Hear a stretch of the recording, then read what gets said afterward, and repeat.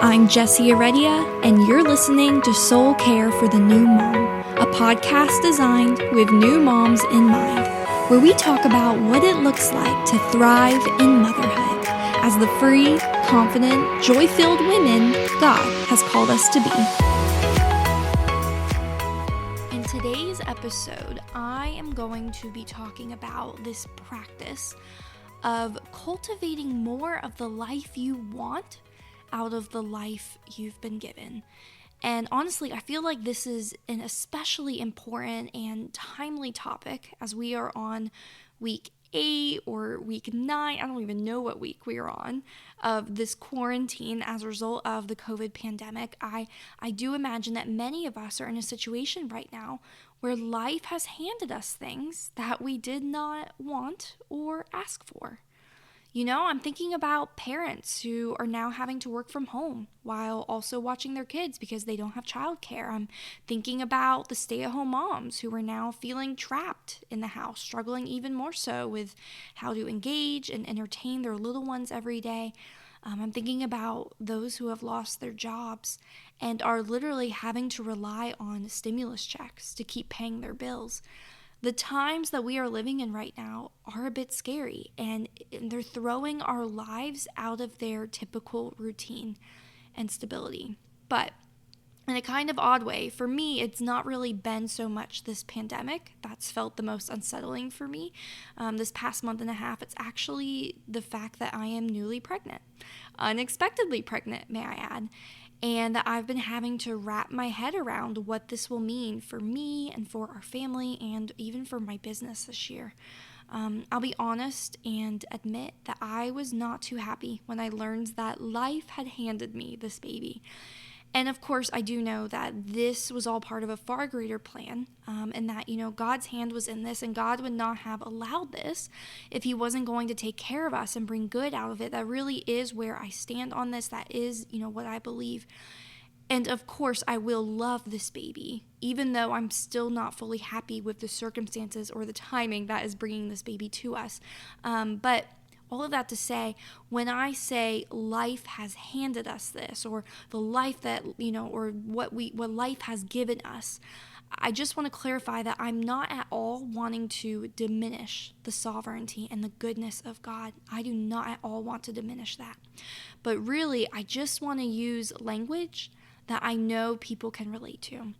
Because sometimes it does kind of feel like life does get handed to us sometimes, doesn't it? Like life is just unexpectedly hard or unfair on us for different reasons. And it's not that God isn't working behind the scenes, but sometimes it is easy to fixate more so on the things that have blindsided us than what the big plan really is behind it all.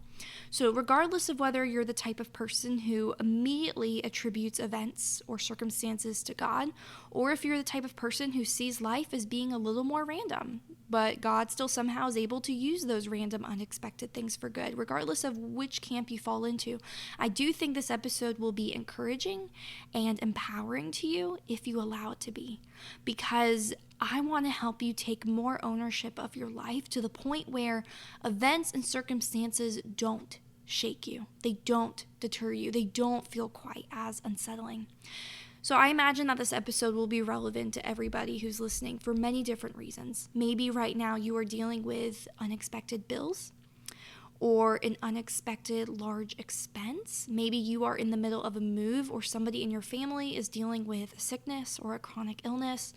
Maybe you are facing behavioral issues with your kids. Maybe there are disabilities that are affecting your everyday life, your kids' lives. Maybe you yourself are battling postpartum depression or anxiety. Maybe your marriage is going through a tough season, or maybe your husband has seemingly changed in huge ways since you first got married. But whatever the case, this is what I most want you to take away from today's episode. Your joy and happiness in life will not come from a change of circumstances, but rather from a change in confidence. I'll say that one more time. Your joy and happiness in life will not come from a change in your circumstances, but will rather come from a change in your confidence. And I am saying this as someone who has spent many, many years wishing for different circumstances in my life. Many, many years of thinking, if only this were different. If only he were different. If only we had more money. If only I had more time. If only this weren't happening to me right now. If only God would answer my prayers. For a very long time, I had this habit of pointing fingers at people and things and events and even God for why I wasn't happy or thriving. I did not realize it at the time, but I lived in this victim mentality, this kind of thinking where my happiness relied on everything and everyone else and couldn't possibly be something that I had control or ownership of. That was where I lived for so long. But now fast forward to where I am today, and I'm thankfully in a much different space. To put things in perspective, as crazy as it might sound, I honestly feel just as happy and confident now when I have $200 in savings as I do when I have $5,000 in savings. And I know this because I've recently lived with both scenarios. I also know now that I have the power to work just as hard and be just as content with my business when I have 4 clients at one time and when I only have 1 client at a time. And I know this because, again, I've had both. I know now that I have the power to be joyful when I get 8 great hours of uninterrupted sleep, and also when I only get 5 crappy, super interrupted hours of sleep. And I know this because I've lived it. I even know now that I have the power to still be a kind and confident wife. When my husband is fully on top of his game as a husband and a dad, I know that I have the power to be kind and confident with that as I am when my husband is slipping in his priorities or is struggling with depression or not showing up in the way that I wish he would for our family. And again, I know this because I've walked through both of these seasons with him. The truth is, I don't depend on a change in my circumstances anymore. I simply don't. If I'm upset about the way my life is, my first thought is not, if only this were different. That's not my first thought anymore. My first thought now is, okay, what am I going to do with this? And that change in thinking for me has come as a result of growing in confidence and becoming more empowered as a mom. Now, you guys know I talk about this idea of being an empowered mom all of the time. I mean, if you even just look through the titles of past podcast episodes or take a look at my website, you'll see that empowerment is at the heart of my message and mission. And the reason for this is because I really do believe that the women who experience the most joy, the women who most enjoy being a mom, who most enjoy their marriage, the women who most experience freedom even, freedom from anxiety and anger and depression, those women are that way because they are empowered. That's what I believe. I believe that they are empowered and they're able to have joy because they know that they have authority and personal agency and also have the confidence to take more ownership of their life. Now, when I first became a mom, I did not feel very empowered. I actually felt pretty powerless. I struggled immensely with anger even before becoming a mom. And then when I did become a mom, it was like everything just spiraled out of control. I struggled really badly with postpartum rage. I did not even know that was a real thing at the time. And as a result, my marriage was falling apart. I was not being a kind mom to my newborn. I was screaming in her face, having all kinds of episodes where I either wanted to hurt something or someone or hurt myself. And while walking through this, I remember very distinctly, I actually have journal entry after journal entry that helps me remember these things. I remember spending every day crying out to God, I don't want to be like this. I don't want my life to be like this. I don't want my marriage to be like this. Please take my anger away. Please help me work through my issues. Please change me. Help me be a better mom, a better wife. I need you to change me. And what I'm about to say, I know it might rub some of you the wrong way, but I'm okay with that because I still stand firm on this belief. What I had to realize for myself for the very first time was that God was not going to take my anger away if all I was doing was praying for it. He just wasn't. And I'm not saying that prayers for massive heart change or emotional healing don't get answered. I'm not saying that God doesn't ever perform overnight miracles, but I just know that for me, and probably for most people, it does not work like that. And here's why. God already answered the prayer. He already did the thing. When his son Jesus died on the cross and defeated death and exempted us from condemnation, saved us, enabled us to be filled with his Spirit and to become new creations. He set us free, period. And that doesn't mean that when we become believers, we instantly don't struggle anymore. We instantly don't have sin in our life anymore. We instantly are healed of all wounds and free of all addictions. That's not what I'm saying. What it means is that when we become believers, we were gifted power. The power to overcome sin, the power to walk by the Spirit, not by flesh, power to receive his wisdom, be filled with his truth, be led by his Spirit. I mean, just look at Scripture. It does nothing but confirm this. I dare you to read through Ephesians, Galatians, Romans, read through and notice every time it refers to the power or the strength or the victory and the freedom that's already been given to us. Here is the problem, though. This is why, even though our prayers have been answered, they also don't look like they've been answered. This is why we can be, quote unquote, free, but also still feel enslaved by our anxiety or unable to control our anger. The problem is that we have all of this power and we don't yet know how to wield it.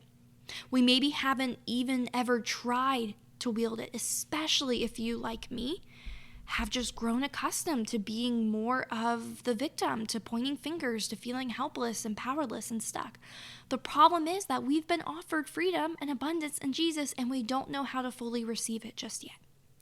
So, with that being said, for the rest of today's episode, I'm going to give you a super simple first step to beginning to wield the power that you have. And this is going to challenge you to take your prayers to the next level by pairing your prayer with actual action. We've got to get you to exercise that authority that you have, that you've been given by God as his daughter. And the super simple step I'm going to share with you is what's going to help you cultivate more of the life you want out of the life you've been given. It's going to help break you out of this belief that you somehow need different circumstances in order to be happy, or in order to be free, or in order to thrive in your current season.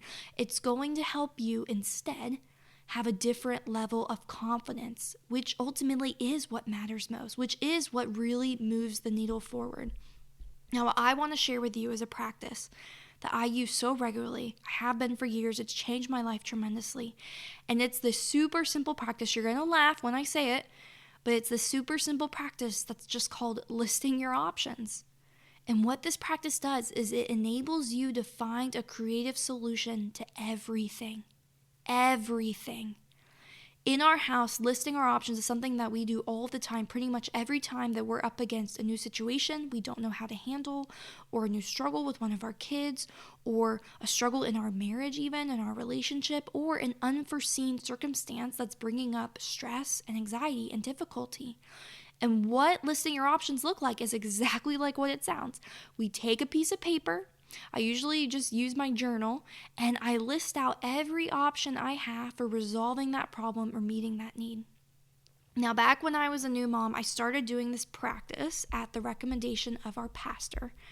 And I really do believe it's a huge reason for how I was able to go on this journey of finding freedom from my anxiety and my rage, and pretty much completely changing my experience as a mom and as a wife.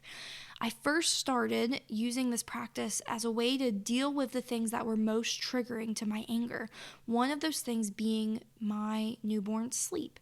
Now, there's an instance in particular that I like to share often because I do feel like it's just so relatable, but that also does a really good job of painting a picture of just how bad my anxiety and anger had become. It was this day where my eldest, she was, I want to say 4 or 5 months old, and she had been regularly taking naps like at the same time every day, and we had gotten into this really good rhythm and routine. But then all of a sudden, she started skipping one of her naps, her first morning nap. And I just something clicked in me where I could not accept it. I could not deal with it. This was, the time where she would take this nap was the time where I would have my time in the Word, where I would drink my coffee, where I would get myself ready for the day, or maybe even exercise, do some yoga. Like, I loved this nap time. So when she started dropping it and was skipping it and was crying through it, I fell apart. I had this meltdown. And I remember like there were several days in a row where I would attempt to put her down at that same time every morning, and she would resist it. And I just completely lost my cool. I would end up crying or screaming or just spending the whole hour trying to force it to happen, even though it was very clear that it wasn't happening. And there was one day in particular where my husband, he was working night shifts at the time, so he was sleeping during the day on that morning in the bedroom that's adjacent to the nursery. And I was in the nursery attempting to put Tessa down for her nap. And of course, as she's fighting it, I'm starting to cry. And then I start to scream, and I'm literally yelling in her face, saying things like, just go to sleep. I'm sure there were some cuss words thrown in there as well, but I was losing it. And I remember my husband just busting into the room. And it was so funny because, like, when he busts in like that, like, I remember he was in his underwear and he, like, had his eye mask pulled up onto his head. So it was a very funny sight. But he, like, busts into the room and he just looks at me. He already knew what was going on because I'd been talking about it for days on end of just how, like, what a nightmare this hour had become. So he already knew what was going on. He busted into the room. He looked at me and he said, Jesse, when is it going to get into your head that whatever you are doing is not working? And he said to me right then and there, this is enough. You have to try something different. You have to do something else. I want you right now to take her to the park. I don't even care what it takes. You need to get out of the house. You need to just go because this is not happening. Like, you need to move on. And so I listened. I did exactly what he said, probably after like arguing and pouting for a little bit, but I knew he was right. So I did what he said. I bundled us both up because it was still, it was in the spring, so it was still a little bit chilly. I bundled us up. I took us to the nearby park. It's near our house. I pulled out the stroller, plopped her in the stroller. I pulled out my earphones, plugged it into my phone, pulled up a worship playlist, and I just began to walk around the track at that park. And what happened that day, it's so crazy because the only way I can describe it is just that God met me there. Like, he met me there. This whole time I was thinking, how am I going to, develop my relationship with the Lord? How am I going to spend time with him if she drops this nap and everything changes? I'm over here mourning what was lost, and I had no idea what I was about to find. So as I'm like walking around this track, I'm listening to worship and I'm just crying. I'm weeping because I'm like feeling his presence. I'm worshiping him openly and freely. I'm just praying and I'm feeling his presence there with me. And it was such a profound experience for me. It really was. It was empowering. It was empowering because I was reminded, oh my gosh, I have power. I have more freedom and more strength and more ability than I thought I did. Maybe motherhood is not as constraining and limiting as I thought it was. I just started to have these huge mindset shifts just on this day after having this huge meltdown and this crazy episode of yelling at, my newborn's face. I'm having this epiphany at the park.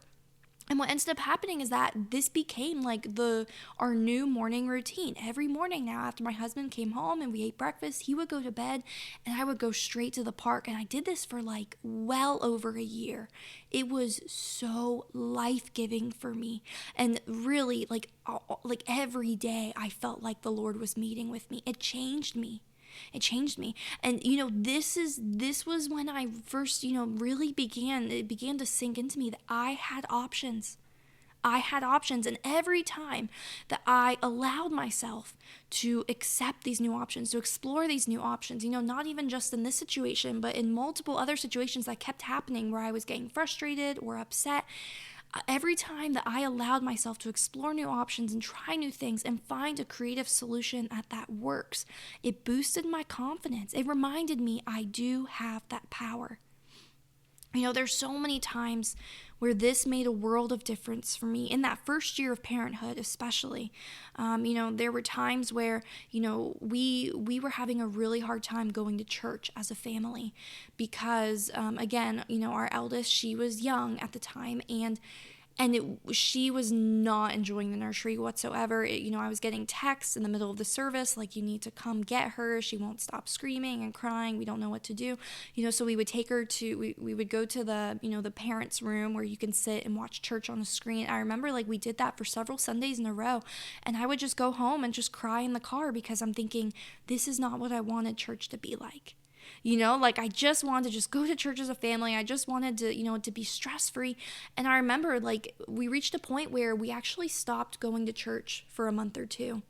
And, and the reason why is because every time Sunday would roll around, I would just cry, and I would just beg Grant, like, please don't make us go. Like, please, can we stay home? I don't want to deal with the anxiety and the disappointment again. Like, I just can't do it. And so this happened for a couple of months. And finally I was like, you know what? Like this cannot go on. Like, I want to go back to church. We have to find a way to make this work. And so I remember I sat down and I created a list. I still have this list. It's in my journal. I like to look back at it all the time because I just like laugh at just like how simple it is that I sat and wrote a list. But I sat and wrote a list, and, and it was just simple things like, okay, we could go and we can just try to keep her with us in the service, even though she might scream. We could go and we could just go to the parents' room. That's obviously an option. I even wrote down the option that we can just not go to church. Like, that is an option. As crummy of an option as that is, that was an option for us. And then it finally dawned on me, oh my goodness, what if my parents, who literally live 5 minutes away from our church, what if my parents would be willing to watch her for an hour, 2 hours, while Grant and I go to church just by ourselves, alone? And it was, of course, like, I had those thoughts of, well, I don't want to put that on them. I don't want to, I don't want to inconvenience them. And, that wasn't exactly our plan. I don't know what they're going to think.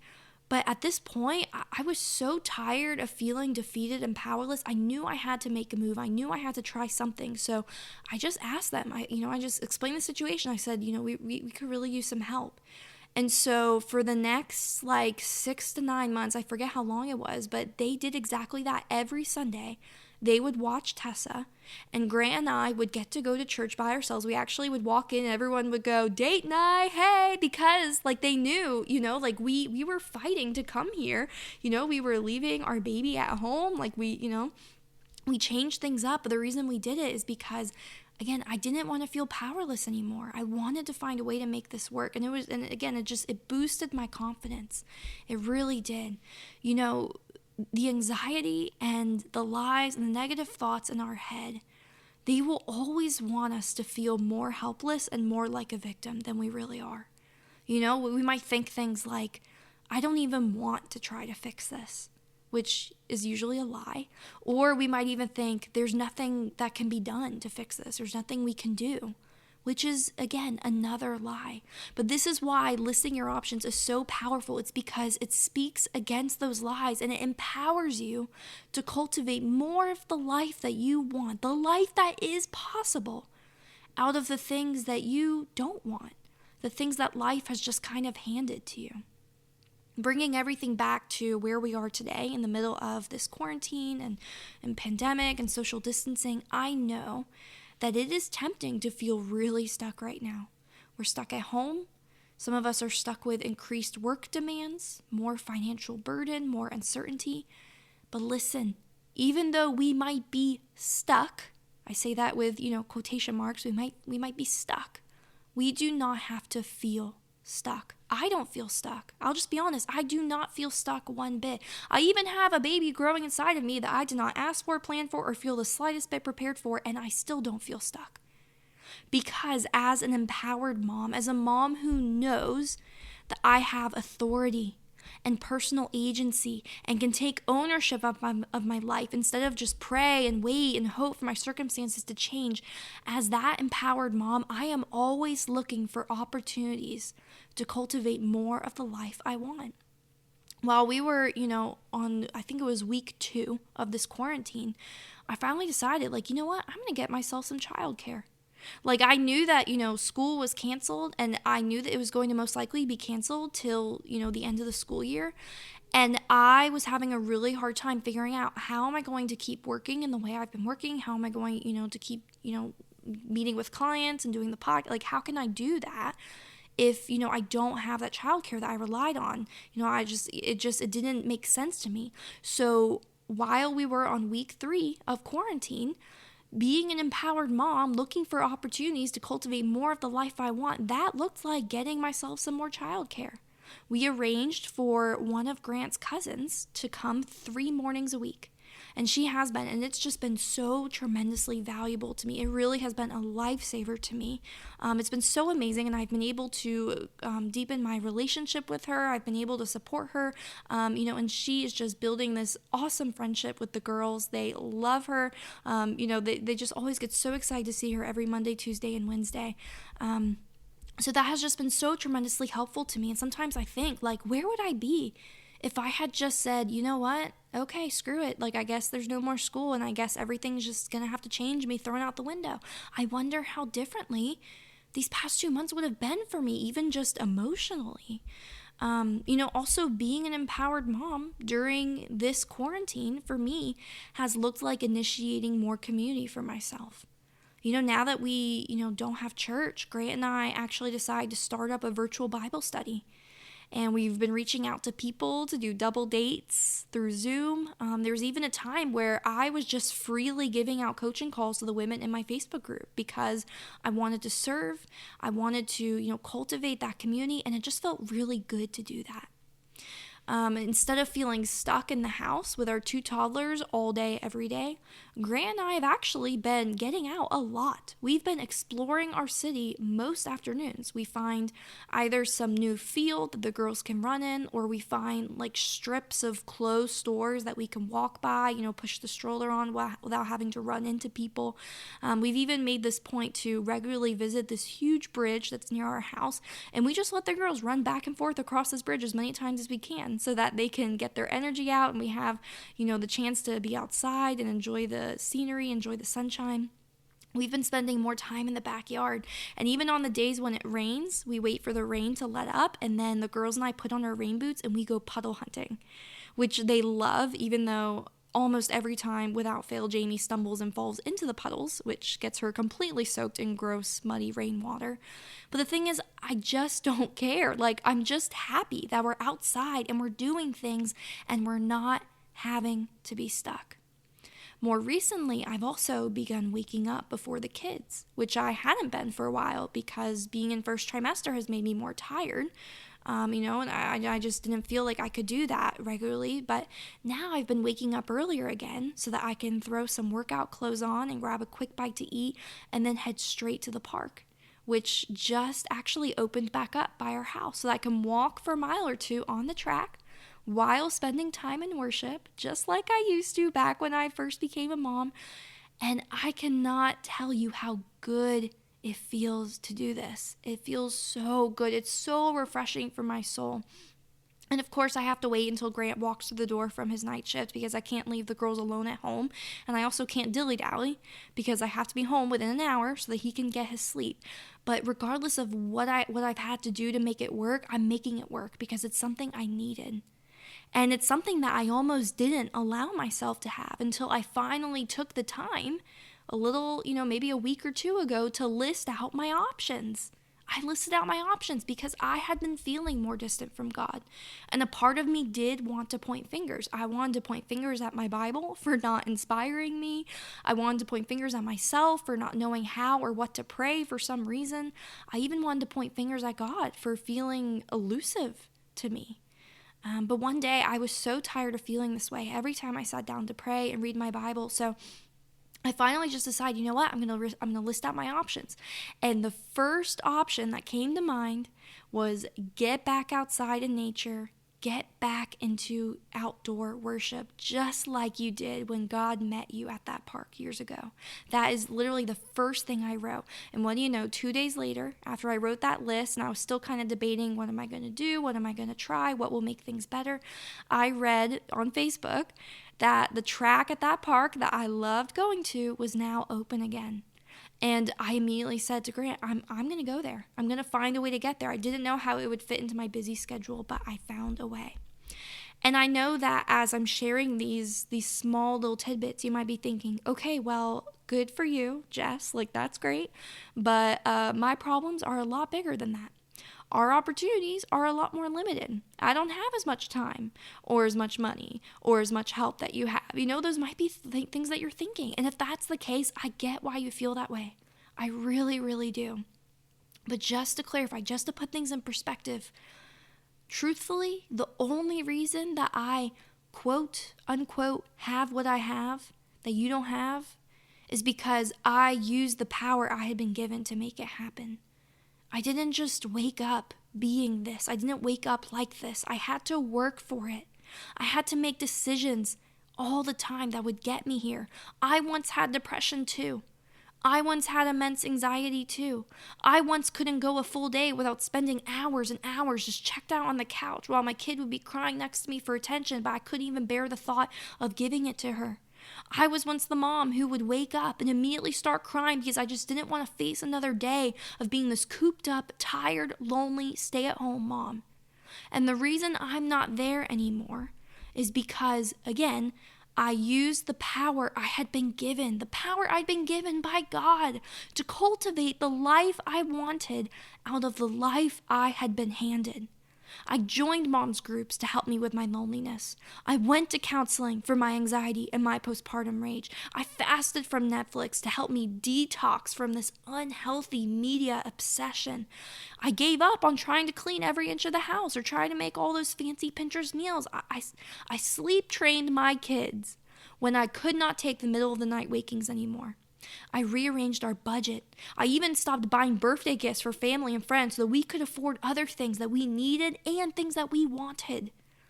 I learned how to set boundaries in my marriage so that we could stop fighting. Heck, this might be TMI, but I bought us a vibrator so that I could maybe start to enjoy sex and find my libido again after having kids. And guess what? Mama sure did.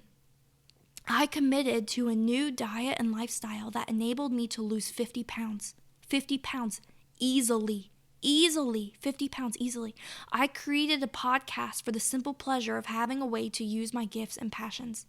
And then I created a business so that now I do have more money to play with. I do have more money to invest in the things that matter to me, like childcare, working with my own coach, the minivan we just bought after my husband totaled his car. Remember what we said about life handing you things. Even so I could pay for pelvic floor therapy. Am I more privileged than some of you who are listening today? Maybe. Do I have more resources? Do I have more opportunities? Maybe. But I do not think it's resources that got me where I am today. What got me here, what's most enabled me to thrive and cultivate more of the life I want it's not resources, it's resourcefulness. It's resourcefulness. And what also got me here was my decision to believe that despite what my circumstances looked like, or despite what my anxiety wanted to tell me, I could still use the power and the freedom I've been given to experience the abundant life that's being offered. In John 10:10, we're told that the thief comes to steal, kill, and destroy, but that Jesus has come to give life and to give it to the full. I just love that phrase, give it to the full. And as we close out today's episode, I want you to be thinking about how the thief has maybe been trying to steal and kill and destroy you lately.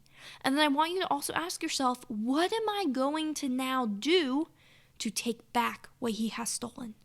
What empowered decisions am I going to start making today to receive more of that life to the full that Jesus is already offering me? What are my options? What are those creative solutions that are right there waiting for me to grab hold of?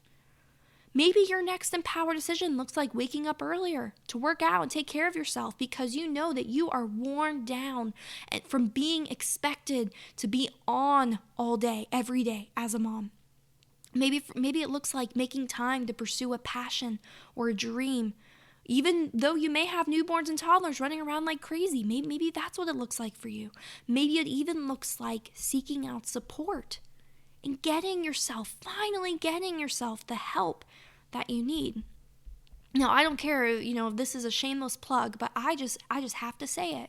Right now, I am offering an incredible deal on my 6-month mom empowered coaching program. For Mother's Day, up from now up until the 10th on Mother's Day, I am offering $600 off my program. And here's why. First, I want to treat you ladies.